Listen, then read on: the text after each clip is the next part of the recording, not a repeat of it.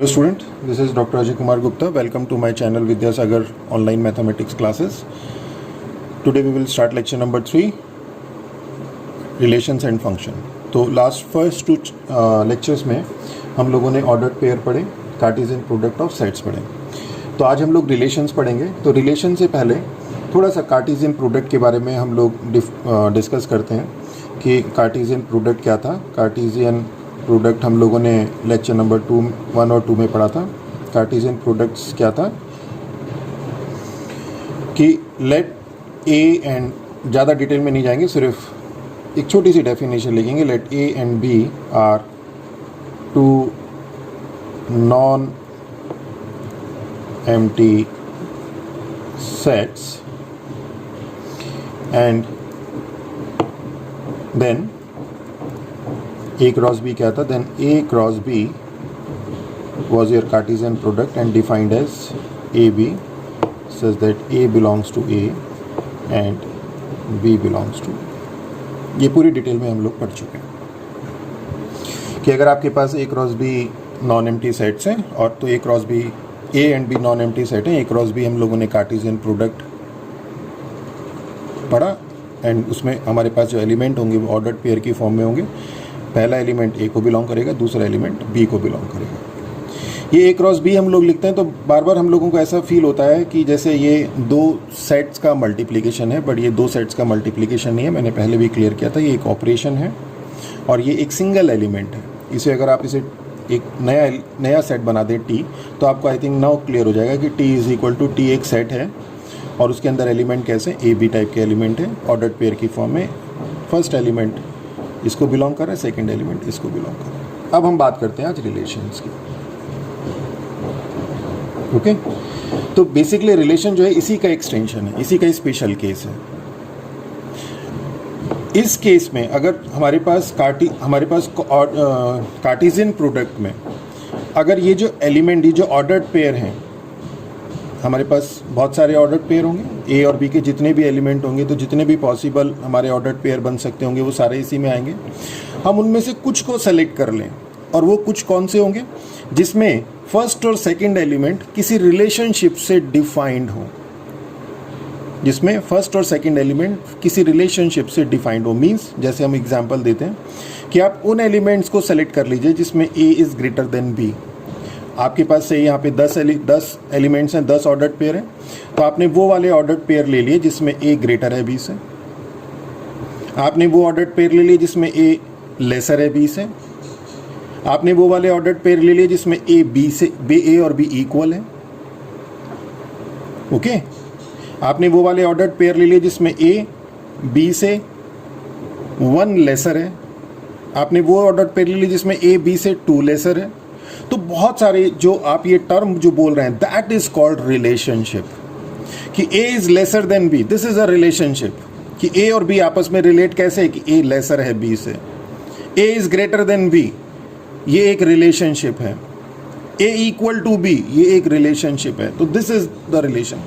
और उन रिलेशंस को अप्लाई करने के बाद जो हमारे पास एलिमेंट्स का एक सेट बनेगा, वो सेट कहलाएगा रिलेशन आर. वो सेट कहलाएगा relation are.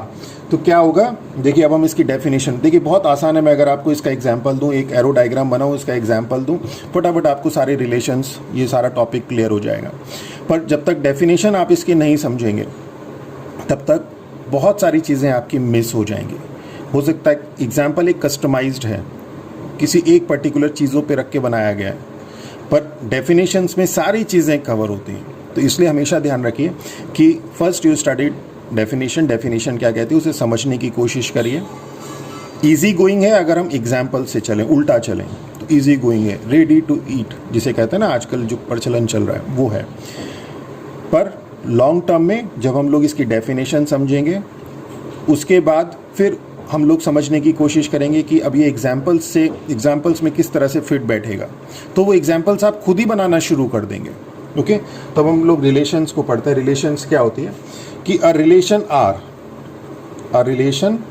Are from A to B is a subset of A cross B. देखिए अब क्या होगा, मैंने क्या कहा कि हमारे पास एक रिलेशन है A is greater than B, हमने उस रिलेशन को यूज करके इसके एलिमेंट सेलेक्ट करें। तो एलिमेंट तो इसमें से ही आ रहे हैं सारे एलिमेंट, हमने यूज किया A is lesser than B, A is greater than B, A is equal to B. तो जो भी रिलेशंस हम लोग लिखेंगे यहाँ पे उसमें जो एलिमेंट आएंगे वो इसी के आएंगे। इसका मतलब इसका सबसेट होगा, वो जो रिलेशन आर है वो क्या होगा, सबसेट होगा। तो relation R from A to B is a subset of A cross B which is derived by describing a relationship between first and second elements of ordered pairs in A cross B. बहुत simple है कि relation are क्या है, subset है। देखिए relation are subset है। कैसे derived हुआ, एक रिलेशनशिप को हमने डिस्क्राइब किया, रिलेशनशिप का मैंने बताया कि रिलेशनशिप को डिस्क्राइब किया और उस रिलेशनशिप से इसके जो दोनों एलिमेंट हैं आपस में रिलेट कर रहे हैं। तो उस रिलेशनशिप को अप्लाई करने के बाद जो कलेक्शन ऑफ एलिमेंट है दैट इज कॉल्ड रिलेशन। तो रिलेशन आर क्या होगा, देखिए रिलेशन आर क्या होगा, इसी टाइप के यही एलिमेंट होंगे, ए बी होंगे, सच दैट ए को बिलोंग करेगा, बी एंड बी को बिलोंग करेगा। पर क्या होगा, ए और बी आपस में रिलेट होंगे किसी रिलेशनशिप से, और वो रिलेशनशिप हमने मान ली ए आर बी है। ओके, ए आर बी मतलब ए रिलेट है बी से किसी रिलेशनशिप से, और ये रिलेशनशिप एग्जांपल के लिए हम कहते हैं कि A is greater than B. अब इस आर और इस आर को कंफ्यूज मत करना, ये रिलेशनशिप को शो कर रहा है और ये रिलेशन है, सेट रिलेशन, ये सेट रिलेशन है, ये रिलेशनशिप है। ओके, तो हेयर आर क्या होगा, सबसेट होगा ए क्रॉस बी का, and this is all about your relationship, this is all about your relationship and relation. तो पहले और सेकेंड एलिमेंट में कोई रिलेशनशिप अप्लाई करने के बाद जितना भी कलेक्शंस होता है आपके एलिमेंट्स का, ऑर्डर्ड पेयर का, वो आपका सेट होता है रिलेशन आर। ओके, और इसे हम लोग जैसे ये टर्म लिखी ए आर बी, इसका मतलब क्या, देखिए नोट पॉइंट चलते हैं हम लोग इसमें कि if a B belongs to R, अगर ए बी जो है आर को बिलोंग कर रहा है, इसका एक एलिमेंट है, तो this implies a is related to b by relation R and can be written as ARB। देखिए ये ARB बताना था आपको, तो ये आ गया। और इफ AB इसका एलिमेंट नहीं है, R का एलिमेंट नहीं है, यानी कि A और B में ये रिलेशन R सेटिस्फाइड नहीं हो रही है, तो हम क्या कहेंगे, A is not related to B by relation R and can be written as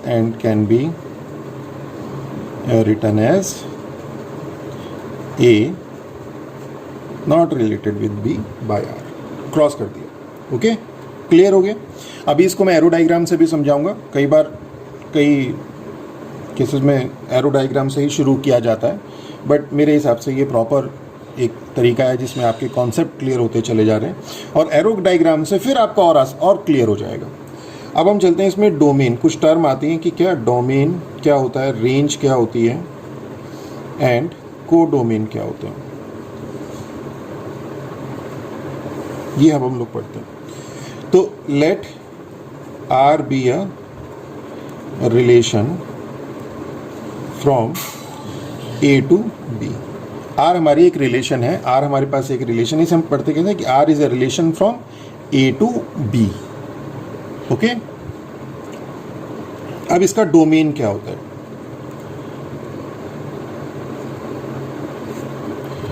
ये जो फर्स्ट एलिमेंट है रिलेशन आर में, जो फर्स्ट एलिमेंट का जो कलेक्शन है दैट इज कॉल्ड डोमेन, जो सेकेंड एलिमेंट है that is called range.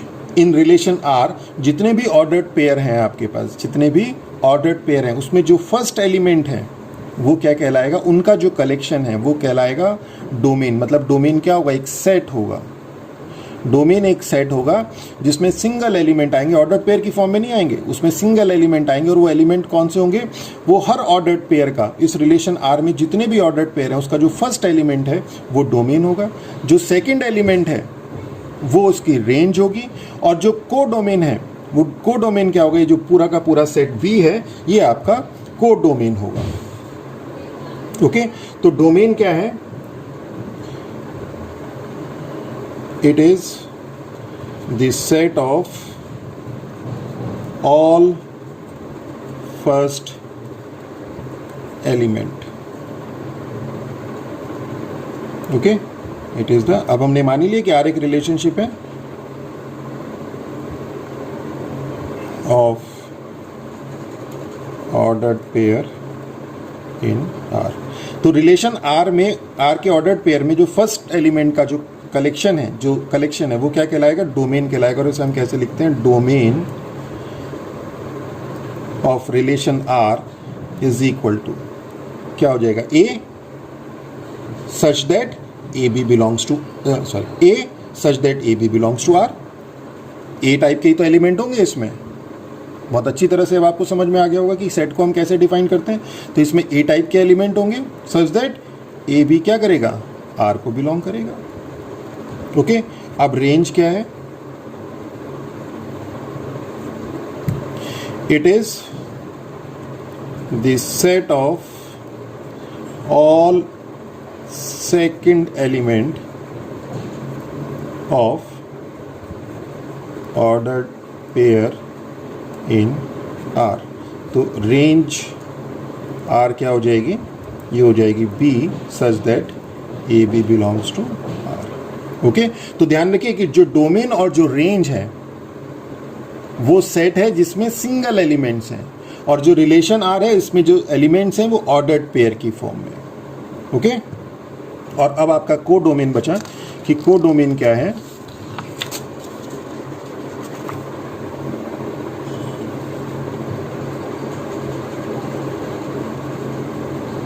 Codomain. तो कोडोमेन क्या है, the whole set, the whole set B, पूरा का पूरा जो सेट बी है वो क्या है, कोडोमेन है। यानी codomain of R is equal to B. Okay, अब आप देखिए कि जो रेंज है आर, जो रेंज है उसमें कैसे एलिमेंट आए, वो इसके ऑर्डर्ड पेयर का सेकंड एलिमेंट, और सेकंड एलिमेंट किसको बिलोंग कर रहा है, वो बी को बिलोंग कर रहा है। यानी कि जो रेंज में जो एलिमेंट होंगे वो इसी के सबसेट होंगे, बी के सबसेट होंगे। और जो रेंज है, और ये पूरा का पूरा कोडोमेन है, ये पूरा का पूरा कोडोमेन है, और ये जो है सेकंड एलिमेंट का जो कलेक्शन है वो रेंज है। तो रेंज जो है वो क्या होगी, इसकी सबसेट होगी।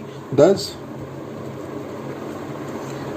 Range of R is a subset of codomain.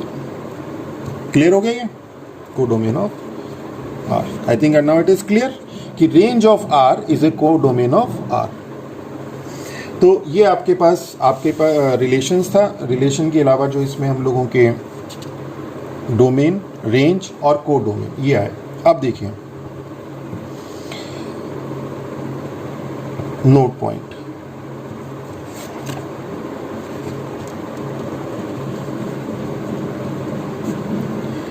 कि लेट आपके पास ए और बी वैसे ही नॉन एम्प्टी सेट है, n of A, n of A means cardinality, cardinality of A जो है वो एम है, पी है, एन आगे, और कार्डिनलिटी ऑफ बी आपके पास क्यू है। तो मैंने आपको बताया था cardinality of A cross B कितनी हो जाएगी, यानी कि एक सेट है टी, मान लेते हैं इसको टी आप, क्योंकि देखिए अलग अलग इसे मत करिएगा, एक यूनिक एक सिंगल सेट है टी। तो cardinality of A cross B क्या हो जाएगी, मैंने आपको बताया था p cross q, last lecture में बताया था। अब एक ऐसा सेट है हमारे पास एन ऑफ, देखिए इसे अब आप इसे देखेंगे तो आपको समझ में आ जाएगा से एम, कि एक सेट है जिसकी कार्डिनलिटी है एम। जिसकी कार्डिनलिटी है m। तो इसके जो सबसेट बनेंगे, subset of t, number of subset of t कितने होंगे? 2 raise to the power m होंगे। बताया था आपको कि अगर किसी एक सेट में 3 एलिमेंट हैं तो उसके कितने सबसेट बनेंगे? 2 रेज टू द पावर 3 बनेंगे। इसी तरह से इसमें कितने एलिमेंट है? m एलिमेंट है, तो इसमें सबसेट कितने बनेंगे? 2 raise to the power m बनेंगे। इसी तरह से ये एक सेट t है, इसमें एलिमेंट है p q, तो इसके सबसेट कितने बनेंगे? तो number of subsets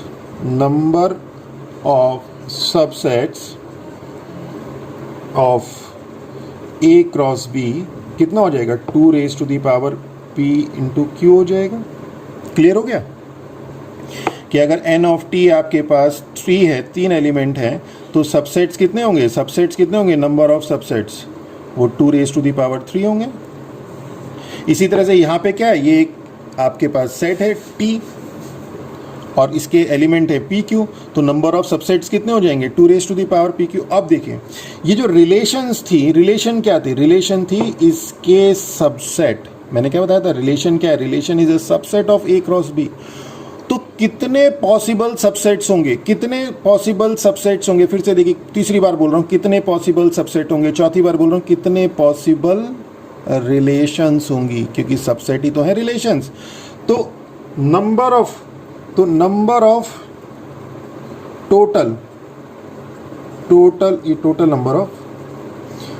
number of relations कितना हो जाएगा? 2 raise to the power p Q.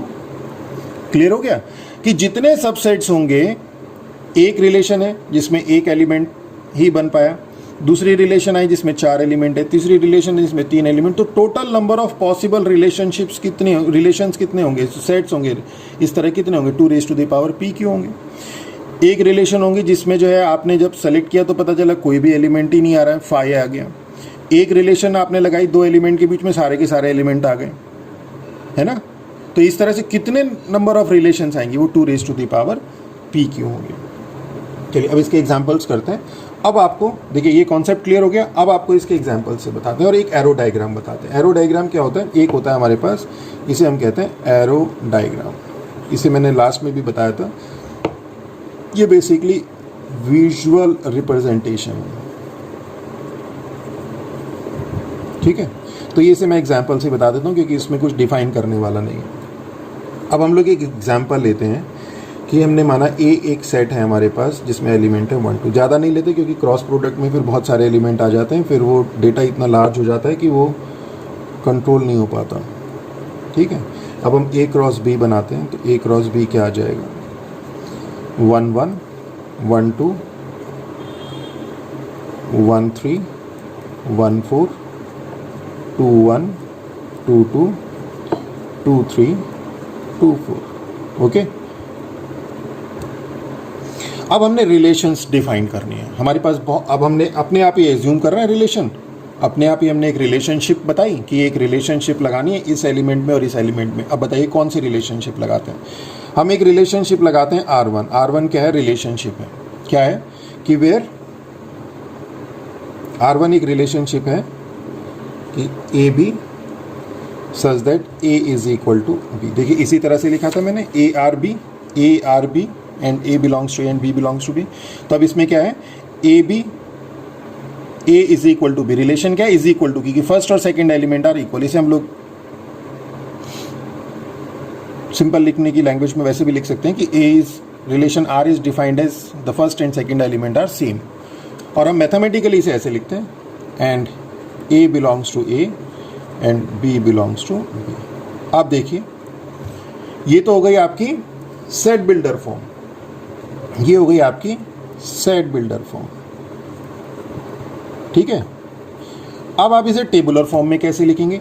इसी को टेबुलर फॉर्म में देखिए, ये एक डेफिनेशन लगा दी हमने कि A is equal to B. अब ये सेट बिल्डर फॉर्म तो यहाँ पे भी बताया था आपको। अब इसी से टेबुलर फॉर्म में एलिमेंट कैसे आएंगे? देखिए कि ऐसे एलिमेंट सेलेक्ट करने रिलेशन आर में। रिलेशन आर क्या है? रिलेशन आर जो ये जो रिलेशंस हैं ये है फ्रॉम ए टू बी। जो R1 है, R1 from A to B, R1 इसे हम ऐसे कहते हैं कि R1 R2 R3 R4 R relations from A to B. ये ठीक है। अब R1 क्या रिलेशन हमने ये बताई, ये सेट बिल्डर फॉर्म होगी और इसमें एलिमेंट क्या होंगे जिसमें A और B इक्वल होंगे, तो कौन कौन से हैं, 1 1 और 2 2, ये आ गया। ओके, हमने R2 एक रिलेशन ली जिसमें हमने कहा कि इसमें ऐसे ही होगा। अब हमने ये A belongs to A and B belongs to B। अब ये आप अपनी मर्जी से लगा दीजिए, A is greater then B कर दीजिए या B is equal to 2A कर दीजिए कि सेकंड एलिमेंट फर्स्ट का ट्वाइस है। अब ये तो सेट बिल्डर फॉर्म हो गई, सेट बिल्डर फॉर्म हो गई और ये आपकी टेबुलर हो गई। अब इसी को टेबुलर में कैसे लिखेंगे कि जो सेकंड एलिमेंट है, देखिए इसमें कौन कौन सा एलिमेंट ऐसा है जिसमें सेकंड एलिमेंट फर्स्ट का ट्वाइस है, तो ये एक तो ये हो गया और एक ये हो गया, तो हो गया 1, 2 और 2, 4। ठीक है, हमने एक R3 relation Lee A B, अब आप खुद ही बना दीजिए, and A belongs to A and B belongs to B और सेट बिल्डर। अब रिलेशन बताइए, रिलेशन क्या बने, चलिए एक बनाते हैं, B is equal to A square, कि सेकंड एलिमेंट जो है फर्स्ट का स्क्वायर है।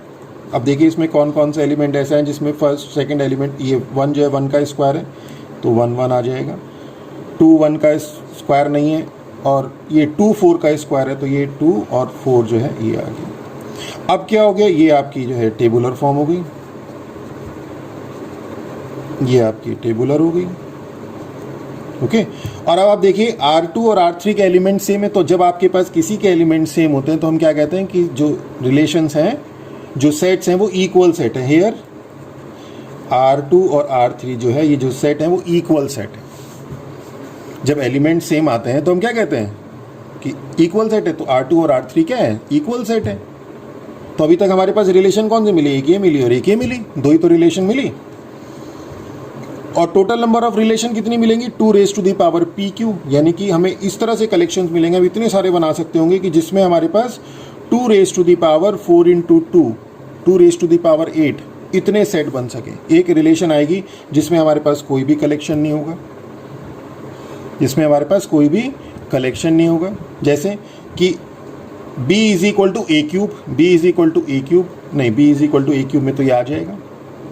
B is equal to A plus 6, तो B is equal to A plus 6, देखिए बनाते चले, B is equal to A plus 6 मतलब जो सेकंड एलिमेंट है वो फर्स्ट एलिमेंट से 6 ग्रेटर है।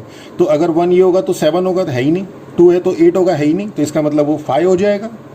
देखिए चलिए इसे भी करते हैं, R4 AB such that B is equal to A plus 6 and A belongs to A and B belongs to B। ये सेट बिल्डर हो गई। तो और इसी का जो है और 5 नल सेट आ गया, तो ये एक R1 हो गई, R2, ये सब क्या है, ये सब सबसेट्स हैं किसके, A क्रॉस B के। इस तरह से कितने नंबर ऑफ सबसेट बनेंगे, 2 raise to the power 8 subsets बनेंगे। क्लियर हो गया, ये आपकी सेट बिल्डर हो गई और ये आपकी टेबुलर हो गई। और बहुत तरीके से लिख सकते हैं। अब हम इसका एरो डायग्राम देखते हैं कि एरो डायग्राम कैसे बनता है। अब हमारे पास ये एक है, इसमें हम लोग सिंपल सेट को इस तरह से लिख लेते हैं, ये एक सेट A हो गया, ये सेट B हो गया, इसमें एलिमेंट डाल दिए 1 2, इसमें डाल दिए 1 2 3 4, ये रिलेशन आ गई R1। अब R1 रिलेशन क्या है कि A is equal to B, यानी कि 1 1 से रिलेट कर रहा है और 2 2 से रिलेट कर रहा है, यानी कि 1 is related to 1 and 2 is related to 2। भाई इस तरह से एरो डायग्राम है। इसकी डोमेन क्या हो गई, इसकी डोमेन हो गई 1 2। डोमेन बताया था आपको कि फर्स्ट एलिमेंट, तो फर्स्ट एलिमेंट 1 2 है, इसकी डोमेन हो गई। रेंज क्या हो गई, रेंज हो गई 1 2। और को डोमेन क्या हो गया, को डोमेन हो गया B 1 2 3 4। इसका डोमेन 1 2, इसकी रेंज 2 4, इसका को डोमेन 1 2 3 4।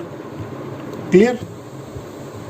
इसी तरह चलिए ये फर्स्ट है और R1 के लिए, R2 के लिए भी लेकर देख लेते हैं। R2 के लिए ये आपके पास एरो कई बार इसे जो है रिलेशन को जब हम डिफाइन करते हैं तो एरो डायग्राम पहले बना देते हैं, तो उतने कॉन्सेप्ट क्लियर नहीं हो पाते। तो 1 2 से रिलेट है और 2 4 से रिलेट है, ये A, दिस इज B। तो this is a relation R from A to B where 1 R A R B A R।